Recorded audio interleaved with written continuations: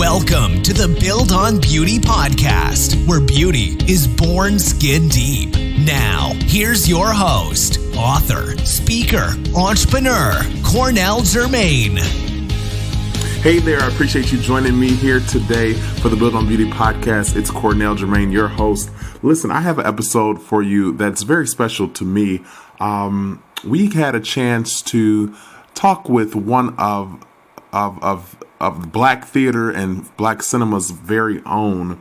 For many of you that may have heard of or maybe even saw the film Fences, which starred Viola Davis and our good brother Denzel Washington.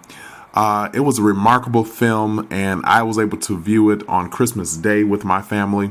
And I'm hoping that many of you were able to see it by now. But if you haven't, listen, I encourage you to go see it. It was a remarkable film that I will go see again. That's how great it was. And I'm not even a big movie person, but this film really spoke to the fabric of my being, not only as a man, but as a Black person. And I believe many people can benefit, not just Black people. But it's based off of a play done by August Wilson, who is an esteemed Black playwright. And he has written several plays that have really been the vibration, if you will, of Black theater and Black cinema over the last 30 years or so. After viewing that film, I wanted to kind of get in depth with some of his work and some of what he's done. And I was able to catch up with a gentleman who we are going to showcase on today's episode, a gentleman by the name of Douglas Wade. He actually has starred in several of August Wilson's plays, but he was actually also in the one Fences, which is based off the movie that is now in theaters. And he played the very role that Denzel Washington is playing on film. He played that in the Black theater circuit.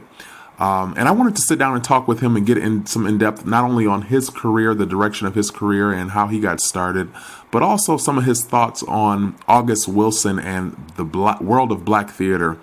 I wanted to see how he felt that Black theater, what role and place he feels it holds in the Black community. Take a listen to what he had to say. Thank you so much for joining us today. We have a gentleman who is an actor in theater, film, television, and he starred in several theater productions from Fences to One in a Lifetime, Timeless, to film productions such as Mo Better Blues, Bonfire of the Vantonies, and Law and Order. Please help me welcome actor Douglas Wade. Douglas, how you doing today? I'm well. Thank you for having me. Thank you so much for joining us. We want to talk with you today about the world of Black theater. We really want to get into that subject because I think so many in our community are really kind of unaware of the impact that Black theater has really had on generations. But first, let's get started with where you got started in acting. How did you get your start? Well, it was a decision that I made actually in my mid-teens. For me, it was, I was really more of I felt an athlete, wanted to play basketball, but I did get an opportunity. I had a teacher who actually took me to see the original production of The Wiz with Ted Ross and Stephanie Mills. And it was at that time that it was the first live theater I had ever actually been to. And we sat way up at the top. So, I mean, the viewing vantage point, even from there, it really kind of got to me. It just gave me that instinct that that this is what I want to do. This is, where I want to be. And if I didn't make it playing basketball, this would be something that I wanted to path I wanted to venture down. And I started taking classes. I started studying. One of my earliest classes was Ernie McClintock, who's very well known in Black theater. Had a school in Harlem on 126th Street. And he very rough, but he was very much on point with the young talent. and how to get them started, how to get them to train, the things that you needed to do to get to a point where you can consider yourself an actor, a professional actor. So it was his early training that kind of brought me through a lot of things. And then I would later study with Earl Hyman. And for those of you who are not familiar with Earl Hyman, he played the father, Bill Cosby's father on The Cosby Show. So I trained with him at a Herbert Berghoff school and took his scene study, his basic. And that's what I would say to any person looking to get into this or any field. Train, learn all you can about it, and then venture out. Well, being that you got in it young, what your first major role? Tell us about that and what that experience was like. Wow. The first major role was actually with Black Spectrum Theater. It was playing a part of Archibald in The Blacks. It was written by Jean Genet. It was written in a Shakespearean way, and it's something I was totally unfamiliar with. And it was a great experience. I had a great director, Bette Howard, who was another one of my mentors. But the experience was you just can't replace it. There were a number of people that that they already had an adult company at Black Spectrum. Marlene Chavis, Fulton Hodges, Adiami Nixon, Greer Hansen. These are the people who kind of embraced me and just made me feel very comfortable. And it was just an awesome experience to be involved with that. The original production of The Blacks was, I think the character I played was played by Roscoe Lee Brown. So, I did my homework, I did my studying, and, what I could find out about the role. And I felt I did a credible job, at being one of my earlier productions. I look back on it, obviously, I find things I would have done differently, but I was totally satisfied at the end of that production. So, yeah, that was my first major one, I would say. Now, looking at your resume, you're very familiar with Black theater, and you have done work with Black Spectrum Theater there in New York for many, many years. And you're going to be in a production, actually, that's already started. It's an August Wilson production, Two Trains Running, which opened initially on Broadway in 1992. You're a part of that. Before we get into the actual show, August Wilson, in my research, I've learned that he had much significance in Black theater. Could you share with us a little bit, for those who may not know who he is, tell us a little bit about August Wilson and his work for Black theater? Yeah, August is phenomenal, and to me, one of the best Black playwriters that we have. Unfortunately, he's passed, in the recent years, but he left us a huge body, a huge vault of work. He is responsible for what's called the Pittsburgh Cycle. It's a cycle of 10 plays that he's written over his period of time. And it really displays Black life. It really simplifies how we talk with one another, how we relate with one another, how we understand each other. He is a Pittsburgh, coming out of Pittsburgh, and he writes about different characters in Pittsburgh, in that area, of different age periods. I mean, Fences was in the 50s. The Two Trains Running's in the 60s. He has Jim of the Ocean. Oh my goodness, Piano Lesson, which I've also done. He is a phenomenal writer. I believe he's a poet. I call him a poet. The rhythm that he writes with is just awesome. He is a lover of jazz, and you could see that and feel that in all of his plays. There's so many things that once you get into his plays, once you get into the depth and understanding of each character, you see what he's about as a man, as the man that he was, the injustices that he wanted everyone to know about, and wanted to make sure that he was very clear why he was writing a character into a play, what that character's place in this play was.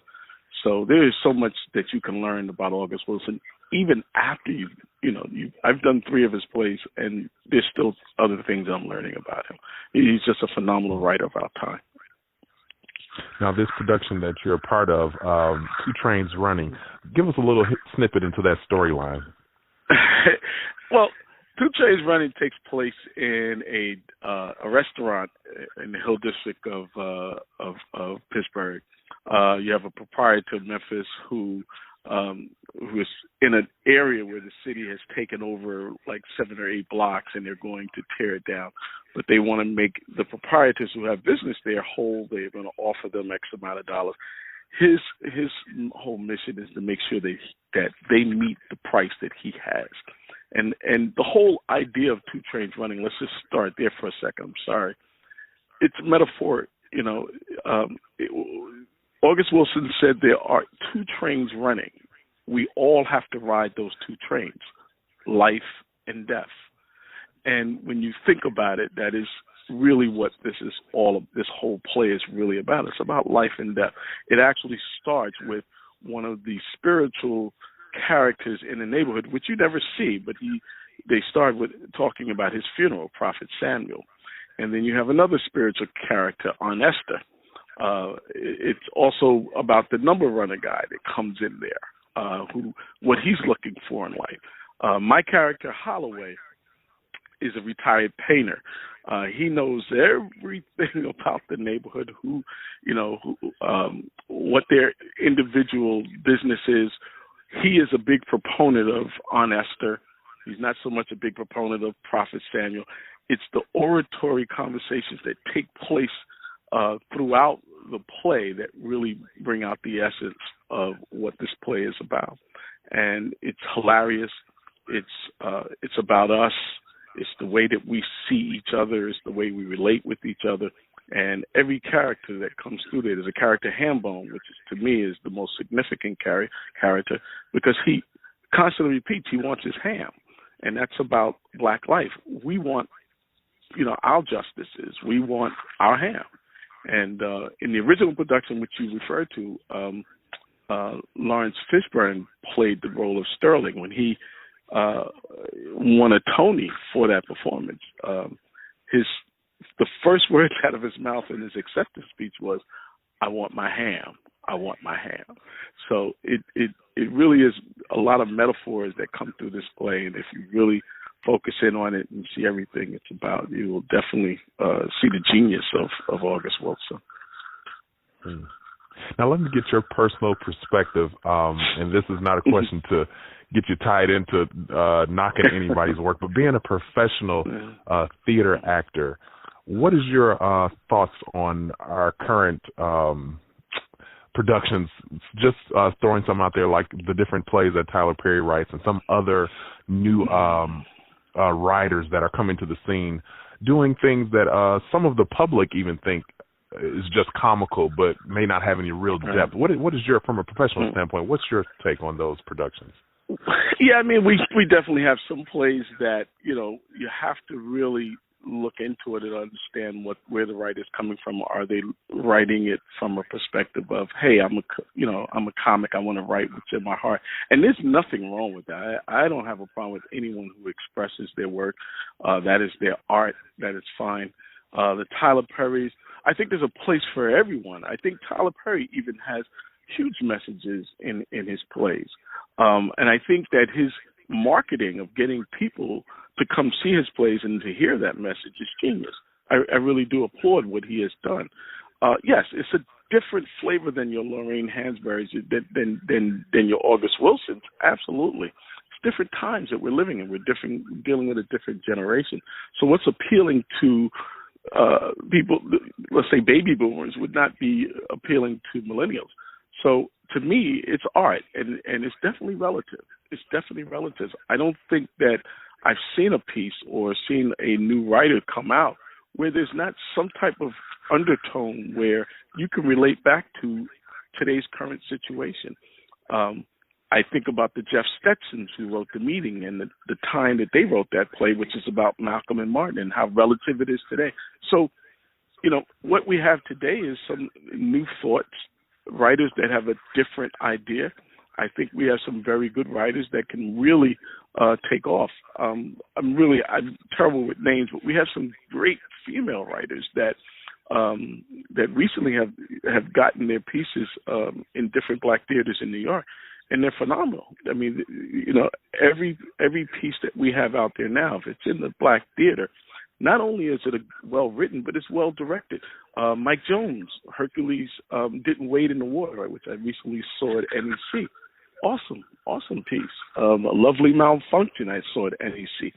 And with NEC being one of the oldest black theaters, under the direction now of Karen Brown, and bringing back, some of the older NEC people to be involved in some of the new plays that she's putting on by our new black playwrights, I think it's phenomenal, and we need to support them. We need to really come to some of the NEC productions and see these new writers. They just recently had a festival of new writers, and Mike Jones, Hercules Didn't Wade in the Water, actually, his piece actually won. So yeah, I'm very appreciative of these new writers, and I would love to perform in their plays as well. But I have to admit, I am a August Wilson junkie, and anybody mentions August Wilson, I'm running that way. So I know. Now, after talking to some colleagues of mine, I've kind of learned, and these are people who are very familiar with the black film and theater genres. It's really it's kind of died out to a sense. Tell us, why is it important for us, our community specifically, to support black films and black theater? Well, I mean, to be realistic about it, if we don't, it's going to go the way of everything else, and there'll be a sense of extinction. I mean, we have to support ours. It's if you look at where we get work, if you look at what promotes us, if we don't do that for ourselves, nobody's going to do that for us. And if they do, we're not the ones that's making money off of it. And that's where we have to be able to understand the economics of any situation. I don't care what walk of life you're in. Understand the economics of it. The black theater funding has been cut drastically over the last few years. And there's a reason for that. You have to understand how it impacts our whole community. There's social programs. There are kids that, and I mentioned earlier, having a teacher take me to see The Wiz. I don't know what I'd be doing. I was that wayward kid. I could have gone one of three directions, and none of them were probably good. But when you have a child, a young person who finds something that they feel that they might be good at, and they want to try it, and there's a theater company that, like a Black Spectrum, that offers so much to the youth in the community, that's multi-important. That's our identity going forward, and making sure that people understand what came before, what we're currently doing. So it's totally necessary. There's an award. When I mentioned the Odelko Awards, which is for black theater, that's our Tonys. So many people are not familiar. I don't understand why it doesn't get more notoriety. I mean, it is a well-attended event. You have your current black stars that are nominated for different awards. It should be, to me, just as attended and covered as the Tonys. But unless we as a people support that theater, support every part of the theater that goes on, we're going to find ourselves, getting more and more extinct. And I just don't think that's healthy for us as a community. We have to promote our art in totality.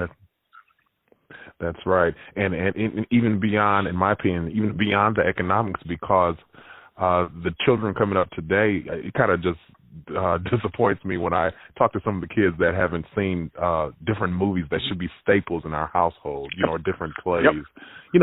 Like you said, The Wiz or the Color Purple story. Even if you read the book and didn't see the movie, but there are just certain things that I think as a black child you should be exposed to. Not just because, we were enslaved and you need to know our history, but because of the art and the depth of the writing. And you can really feel the energy of that writer, at that time and what was going on in society. And in order to keep us moving forward, I think that's necessary. I really do. So it's something that we must do. It's more than necessary. It's vital to our survival. You're right. I mean, I grew up in the 50s and 60s, and my mother took me to see Gone with the Wind. My mother was an English teacher, so she did her thing in relative to me being a good English student and understanding. But those are the books that they had us read. You're right. We should be having books that we've written important movies that we've done, the Mae Jemison type movies and plays, the things that explain our history, that should be shown, and that's a way of teaching. Use that as a vehicle to teach our youth about us and where we came from. We can't allow someone else to tell our story. We have to be equipped to tell our own story. And we have so much material there that we can do that with. So yeah, Absolutely. It's important. Yep.